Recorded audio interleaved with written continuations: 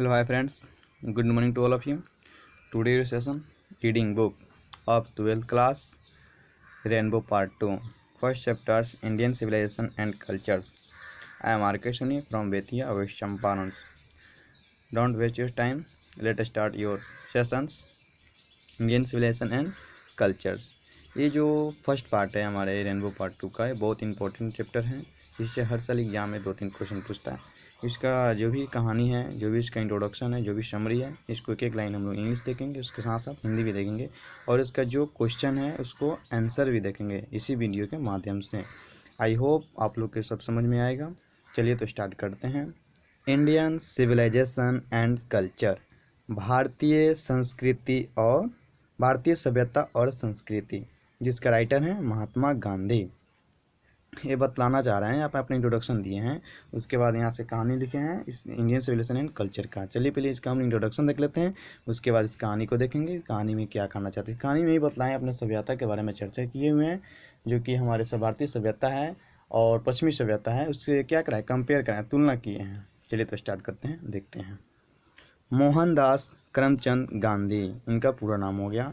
1869 1948, यानी कि इस सन को हम लोग देखते हैं, इस यहाँ जो फर्स्ट सन होता है उसको मानते हैं हम लोग डेट ऑफ, यानी कि डेट मानते हैं जो जन्म का होता है, और लास्ट वाला जो डेट होता है उसको मृत्यु मानते हैं, यानी कि इसको बर्थडे मानते हैं, इसको डेट ऑफ बर्थ मानते हैं। तो 1869 यानी कि 1869, इनका रियल जन्म है 2 अक्टूबर 1869 का, एंड इनका मृत्यु हुआ है 30 जनवरी 1948 का। पॉपुलरली नोन एज बापू, आमतौर पर इनको हम लोग बापू के नाम से जानते हैं। कैसे जानते हैं? बापू के नाम से जानते हैं। और the father of the nation, और राष्ट्रपिता के रूप में भी जानते हैं हम लोग इनको। किनको? महात्मा गांधी को हम लोग बापू के नाम से भी जानते हैं और राष्ट्रपिता के रूप के नाम से भी जानते हैं इनको हम लोग। Was more a spiritual leader than a politician, इस लाइन को खूब ध्यान से देखिएगा। Was more a spiritual leader than a politician, यानी कि पॉलिटिशियन का अर्थ होता है जो लीडर अपने राज्य के, अपने देश के गद्दी पर शासन करना चाहता है, उसको बोलते हैं हम लोग पॉलिटिशियन। लेकिन जो लीडर अपने राज्य के हित के लिए काम करना चाहता है, यानी कि उसको अच्छाई के लिए काम करना चाहता है, उसे हम लोग बोलते हैं स्पिरिचुअल लीडर। तो पॉलिटिशियन से ज़्यादा, पॉलिटिशियन कम थे लेकिन स्पिरिचुअल लीडर ज़्यादा थे, यानी कि देश के हित के लिए ज़्यादा काम करना चाहते थे, यानी कि धार्मिक नेता थे। कैसे नेता थे? धार्मिक नेता थे। He successfully used truth and non-violence as the chief weapons against the British rule in India। खूब ध्यान से इस लाइन को समझिएगा, अच्छा बात बोला गया, ऐसा ऑब्जेक्टिव हर साल पूछता है। बोला गया है he successfully used truth and non-violence as the chief weapons against the British rule in India, यानी कि वह सफलतापूर्वक भारत में ब्रिटिश रूल के खिलाफ सत्य और अहिंसा का मुख्य हथियार के रूप में प्रयोग किए। किसको? सत्य और अहिंसा को मुख्य हथियार के रूप में प्रयोग किए हुए हैं। सत्य और अहिंसा को मुख्य हथियार के रूप में प्रयोग किए, किसके खिलाफ? ब्रिटिश रूल के खिलाफ। एंड हेल्पेड इंडिया, और भारत को मदद किए गेन इंडिपेंडेंस, स्वतंत्रता दिलाने में। क्या करने में? स्वतंत्रता दिलाने में वो भारत को मदद किया। इनका हथियार के रूप में कौन कौन था? तो एक ट्रूथ एंड नॉन वायलेंस, यानी कि सत्य और अहिंसा को एक हथियार अपना मान लिए थे। इसी से हमारे भारत को क्या किया? आज़ादी दिलवाएं। From 1915 till 1948 he completely dominated Indian politics. 1915 से लेकर 1948, यानी कि इसका जो बीच का जो सन दिया गया है, जो डेट दिया गया है, इतना बीच में वो क्या किए हैं? ये भारतीय राजनीतिक पर डोमिनेट किए, यानी कि उस पर शासन किए। शासन नहीं बोल सकते हैं उसको, बोल सकते हैं हम लोग कि उसको देखभाल किए हैं। कौन किए? हमारे गांधी जी किए हैं। He died at the hands of a fanatic, he died at the hands of a fanatic on 30 जनवरी 1948, यानी कि वह मारे गए at the hands of fanatic. Fanatic देखिए यहाँ पे वर्ड दिया हुआ है, फैनेटिक का अर्थ होता है यानी कि कट्टर। वो कट्टर व्यक्ति के हाथों 30 जनवरी 1948 को क्या हुए? वो मारे गए। 30 जनवरी 1948 ईस्वी को मारे गए। वो आप लोग को पता होगा किसके हाथ मारे गए? वो गॉड, जिसको गॉड बोलते हैं, नथुराम गॉड, उन्हीं के हाथ में मारे गए। हिज ऑटोबायोग्राफी, उनकी आत्मकथा यानी कि अपना जीवनी, जैसे मैं अपने जीवन के बारे में पूरा बात लिखूंगा उसको मैं बोलूँगा my this is my autobiography. इसी तरह ये अपने ऑटोबायोग्राफी लिखे, his autobiography my experiment with truth. इनका ऑटोबायोग्राफी का नाम क्या है? माई एक्सपेरिमेंट विथ ट्रूथ, यानी कि सच्चाई के साथ मेरा अनुभव, सच्चाई के साथ मेरा प्रयोग, ये अपना ऑटोबायोग्राफी लिखे हुए हैं। And the numerous articles that he wrote for young India. उस समय यंग इंडिया जो है एक पत्रिका है, उस पत्रिका में इन्होंने बहुत संख्या में आर्टिकल्स को लिखे हैं, बहुत संख्या में आर्टिकल्स को लिखे हैं। एंड द स्पीच और भाषणें को भी लिखे हैं। That he deliver on different occasion, जो कि भिन्न भिन्न अवसरों पर उनके भाषण जो है, उनके आर्टिकल्स जो है डिलीवर किया जाता है, यानी कि बोला जाता है। रिवील हिम उन्होंने साबित किए, यानी कि वो साबित करना चाहते हैं कि not only as an original thinker, उसमें इस बात से साबित हो जाता है कि केवल ओरिजिनल थिंकर नहीं है, यानी केवल ओरिजिनल थिंकर नहीं है, सोचने वाले केवल व्यक्ति नहीं है, but also as a great master of chest, लेकिन वो ग्रेट मास्टर ऑफ चेस्ट भी हैं। क्या है? ग्रेट मास्टर ऑफ चेस्ट भी है। ग्रेट मास्टर चेस्ट बोलते हैं उनको व्यक्ति को जो कि राइटर हैं, स्पीकर हैं, लिसनर हैं, यानी कि सब काम जो करते हैं उसको बोलते हैं ग्रेट मास्टर ऑफ चेस्ट। ऐसा नहीं जो केवल राइटर थे, ये सब काम करते थे, यानी कि ऑलराउंडर थे। क्या थे? ऑलराउंडर थे। एडियोमेटिक इंग्लिश, यानी कि मुहावरेदार इंग्लिश भी सब बहुत इनका ज्ञान था, मुहावरेदार इंग्लिश का भी बहुत ज़्यादा इनके पास ज्ञान था, जो इस चैप्टर में मुहावरेदार इंग्लिश को भी शामिल किए हैं। In the flowing straight Indian civilization and culture, इस चैप्टर के इस लेसन में इंडियन सिविलाइजेशन एंड कल्चर में बतलाए हैं। Gandhi ji talk about the sound foundation of Indian civilisation. Gandhi ji भारतीय सभ्यता के बारे में, भारतीय सभ्यता के नींव के बारे में, यानी कि साउंड फाउंडेशन का अर्थ होता है नींव, यानी कि उसके जड़ के बारे में, कैसे मेरा भारतीय सभ्यता था उसके बारे में बात करना चाहते हैं, यानी कि बतलाए हैं। Gandhi ji talks about the sound foundation of Indian civilisation. Gandhi ji भारतीय सभ्यता के नींव के बारे में बात किए हैं इसमें। which has successfully withstood the passage of time, जो सफलतापूर्वक समय बीतने के साथ भी विथस्टूड, यानी कि अभी तक अड़ा हुआ है, अपने जो नींव है उस पर टिका हुआ है, यानी कि गिरा नहीं है, उसमें कमी नहीं देखी गई है, समय बीतने के साथ भी क्या अभी तक खड़ा है। The Western civilization, which has the tendency to privilege materiality, cannot match the Indian civilization that elevates the moral wings। इस लाइन को खूब यहाँ से देखिएगा, बहुत अच्छा क्वेश्चन है। द वेस्टर्न सिविलाइजेशन, यानी कि पश्चिमी सभ्यता, बतलाया ना आप लोगों को, जो इस चैप्टर में गांधी जी जो हैं वो पश्चिमी सभ्यता से कंपेयर कराए हैं हमारे सिविलाइजेशन को। द वेस्टर्न सिविलाइजेशन हम बतलाएंगे आप लोगों को पश्चिमी सभ्यता क्या है और हमारी इंडियन सिविलाइजेशन क्या है। The western civilization which has the tendency to privilege materiality, जो पश्चिमी सभ्यता है उसका टेंडेंसी आवृत्ति जो है उसका जो प्रवृत्ति है वो प्रिविलेज मेटेरियलिटी, कैसा है? मेटेरियलिटी की तरह, यानी कि पदार्थ को नए नए जो हमारे मॉडर्न युग में जो रूल चेंज हो रहा है उसको लोग क्या करता है? फॉलो करता है। Can not match the Indian civilization, भारतीय सभ्यता से जो मैच नहीं होता है।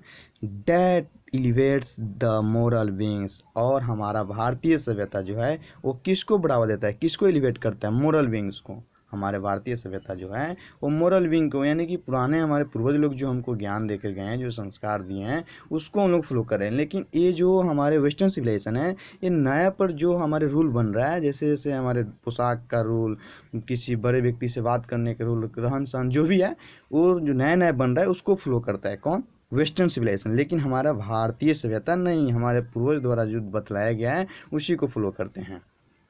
चलिए ये रहा इनका इंट्रोडक्शन। मैं आशा करता हूँ कि आप लोग सब कुछ समझ गए होंगे। यदि नहीं समझे तो कमेंट करके बताइएगा। देखिए ऑफलाइन क्लास में कुछ अच्छा से समझाया जा सकता है, लेकिन ऑनलाइन क्लास में क्या होता है, किसको क्या प्रॉब्लम हो रहा है हमको तो पता नहीं चल रहा है ना। अभी ऑफलाइन चला होता तो कि जिसको जो लाइन समझ में नहीं आई होती उसको फिर से समझाते हैं, लेकिन ऑफलाइन क्लास आप लोग फिर से प्रयास कीजिएगा कर लेने के लिए। चलिए स्टार्ट करते हैं इसको। फिर यहाँ से अब यहाँ करता हूँ कि जो मैं बतलाया हूँ आप लोग अच्छी तरह से समझ गए होंगे, यदि नहीं तो आप पहले भी बतला चुके हैं, जो आप लोग कमेंट कर सकते हैं। ये सारे मेरे एक लाइन जो है मेरे को प्रॉब्लम हुआ है उसको मैं अच्छे से समझाऊंगा कमेंट बॉक्स या उसको वीडियो बना दूंगा। तो चलिए मैं यहाँ से स्टार्ट करता हूँ। और यदि एक बात और कहना भूल गए, यदि आप लोग मेरे जो मैंने अभी जो पढ़ाया वो आप लोग समझ गए होंगे तो आप मेरे चैनल को यानी कि SSP Sunny study point channel को सब्सक्राइब कर लीजिएगा, ताकि इसके बाद जो भी मैं वीडियो बना के डालूँ उसका नोटिफिकेशन आप लोग के पास पहुंच जाए। और लाइक भी कर दीजिएगा। चलिए मैं स्टार्ट करता हूँ यहाँ से। इंडियन सिविलाइजेशन एंड कल्चर का story.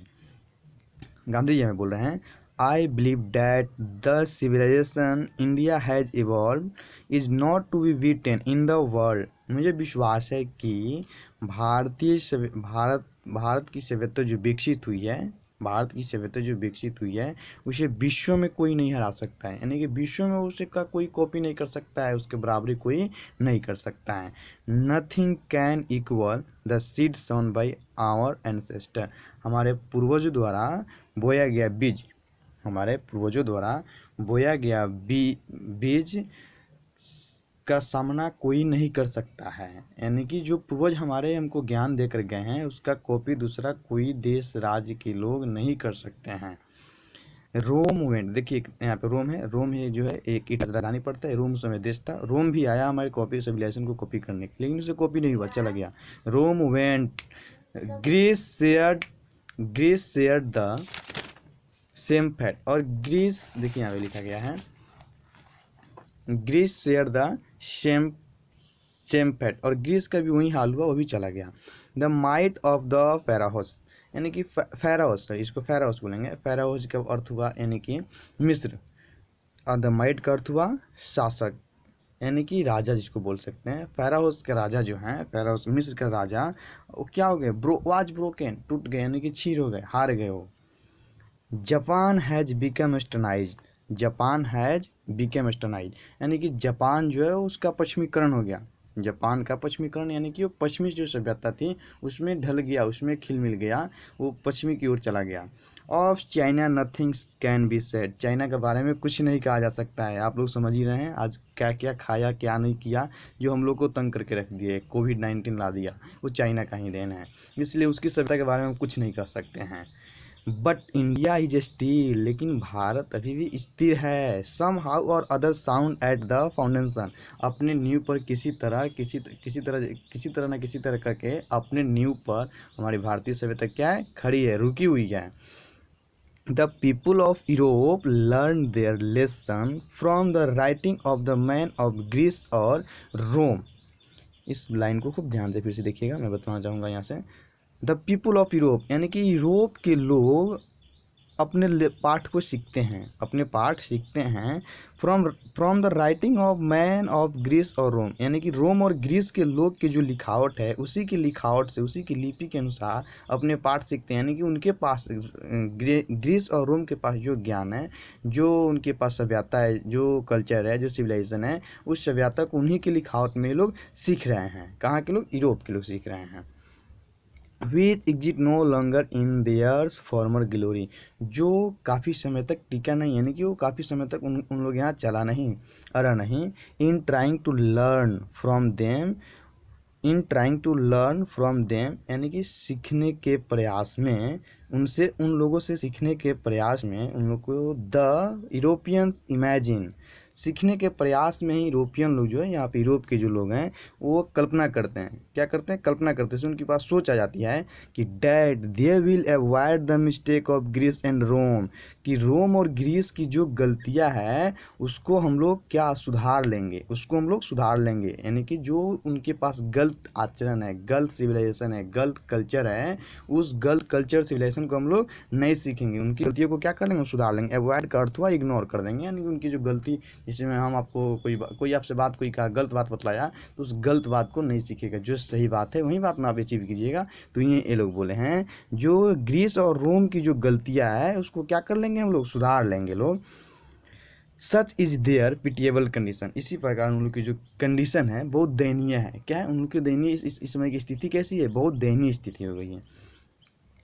In the midst of all this, in the midst of all this, इन सभी के बावजूद, इसका यहाँ पे अर्थ हुआ इन सब के बावजूद इंडिया रिमेन्स इमोबल, यानी कि भारत जो है अभी इमोबल है, यानी कि अड़ा हुआ है, टिका हुआ है। इतना सब होने के बावजूद भी इंडिया जो है रिमेन्स, यानी कि अभी तक शेष उसका बचा हुआ है, खड़ा हुआ है, कहीं गिरा नहीं, किसी से हारा भी नहीं, इमोबल है।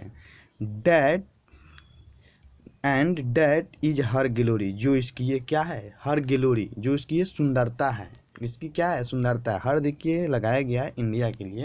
अब इंडिया कैसे स्त्रीलिंग पुल्लिंग आप उसको नहीं बताया गया, यहाँ पे उसकी सुंदरता को बताया गया है, इसलिए बोला गया हर ग्लोरी, जो इसकी क्या है, सुंदरता है। इंडिया को अभी तक इंडिया जो अभी तक अपने नींव पर खड़ा है कि अभी गिरा नहीं, इसलिए इसकी वही सब क्या है, तो इसकी सुंदरता है। It is a charge against India, India के खिलाफ एक चार्ज भी लगाया गया, आरोप भी लगाया गया, डैट कि her people are so uncivilised, ignorant and stolid, कि इंडिया के भारतीय जो लोग हैं, भारत के जो लोग हैं वो अनसिविलाइज्ड हैं, यानी कि असभ्य लोग हैं। कैसे लोग हैं, असभ्य लोग हैं। इग्नोरेंट का अर्थ होता है, इग्नोरेंट पर्सन बोलेंगे आप गोबर गणेश को, किसको बोलेंगे, गोबर, यानी कि जिसको हम बात समझा दिए, पूरा कहानी खत्म कर दिए, कुछ समझ में नहीं आया, उसको बोलेंगे इग्नोरेंट, यानी कि गोबर गणेश लोग होते हैं वहाँ के। एंड स्टूल, और मूर्ख भी होते हैं। ये हमारे ऊपर आरोप लगाए गए, गांधी जी बतला रहे हैं कि हमारे ऊपर आरोप लगाया गया कि भारत के लोग जो होते हैं असभ्य होते हैं, इग्नोरेंट होते हैं और स्टूल होते हैं। That it is not possible, जो कि ये संभव नहीं है, to include them to adopt any change. वो लोग प्रयास करते हैं कि आप अपने बदलाव आप अपने में क्या कीजिए, एडॉप्ट में चेंज कीजिए, लेकिन हम लोग ऐसा नहीं कर सकते हैं।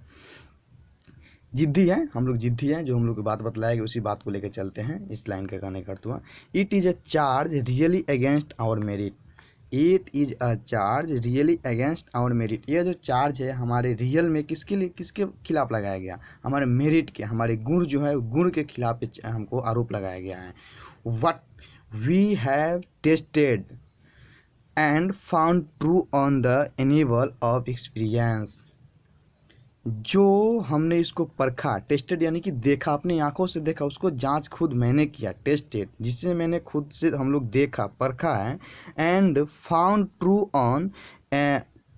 On the anvil of experience, anvil of experience, anvil क्या अर्थ होता है, कसौटी, यानी कि अपने एक्सपीरियंस के कसौटी पर उसको परखा, उसको देखा, तो उसमें हमको क्या मिला, सच्चाई मिला, यानी कि सही बात उसमें मिला। इसलिए हम लोग इंडियन सिविलाइजेशन को क्या करते हैं, विश्वास करते हैं, और हम लोग के लिए सबसे बेटर है। किसी के बहलावे में, किसी के फुसलावे में हम लोग नहीं आए हैं, और ये दूसरे को कहना है कि आप मेरे बहलावे फुसलावे में आइए।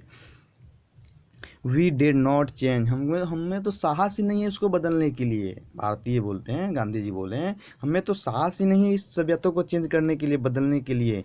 Many trust their advice of India, बहुत सारे ट्रस्ट, बहुत सारे संस्था आए इंडिया के ऊपर समझाने के लिए, जो आप इस सभ्यता को इग्नोर कीजिए, मेरी सभ्यता लीजिए, ऐसे काम कीजिए, वैसे कीजिए, तरह तरह के बात लोग बतलाएं, लेकिन मेरे भारतीय लोग उस बात को नहीं फॉलो किए। अपने इंडियन सिविलाइजेशन में जो बात बतलाई गई है उसी बात को फॉलो किए हैं।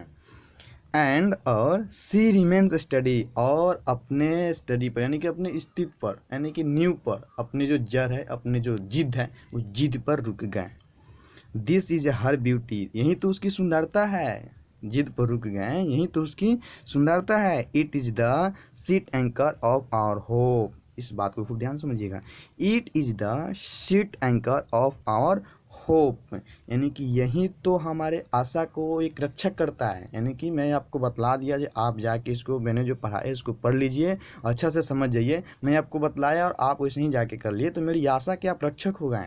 तो आपको मैं बोलूँगा it is the sheet anchor of our hope, आप मेरा जो आशा है उसको आप फॉलो किए, इसलिए मैं आपको बोल रहा हूँ it is the sheet anchor of our hope. यानी कि जो मैं बात बोल रहा हूँ ना, आप उसको फॉलो कर रहे हैं, इग्नोर नहीं कर रहे हैं, मेरे बातों को समझ रहे हैं, मान रहे हैं, इसलिए आप मेरे क्या है, सीट एंकर हैं, sheet anchor of our hope है। आशा करता हूँ कि आप लोग समझ गए। ये पैराग्राफ 3 है, अगले सेशन का वीडियो जो मैं बनाऊंगा सेशन 2, उसमें यहाँ से मैं लिखूंगा, मैं इस चैप्टर का, यानी कि चैप्टर 1 का एक एक पैराग्राफ और एक एक लाइन का हिंदी बदलाऊंगा। साथ में जो इसका आंसर क्वेश्चन दिया है ना, आंसर दिया है, क्वेश्चन दिया है, इस क्वेश्चन का मैं इस एक एक आंसर लिखूंगा। देखिए सबसे इंपॉर्टेंट चैप्टर क्वेश्चन यही है, ये जो यहाँ पे जो दिया है, यही एग्जाम में पूछेगा, पूछता भी है। और यहाँ पे ये जो दिखाया गया है 7 क्वेश्चन यही देता है। और उसके बाद इधर कुछ दिया हुआ क्वेश्चन इसमें से पढ़ने उड़ने के लिए वर्ड और मीनिंग टेस्ट करने के लिए देता है, बाकी सब नहीं है। और मैं वीडियो के माध्यम से आप लोगों को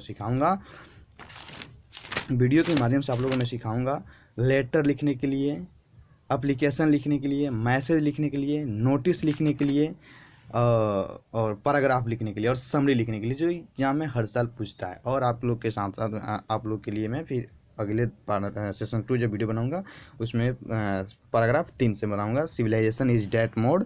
यहाँ से है ना, मैं आशा करता हूँ कि आप लोग समझ गए होंगे। और मेरे चैनल को सब्सक्राइब कीजिए, लाइक कीजिए और कमेंट करना ना भूलें। Thank you.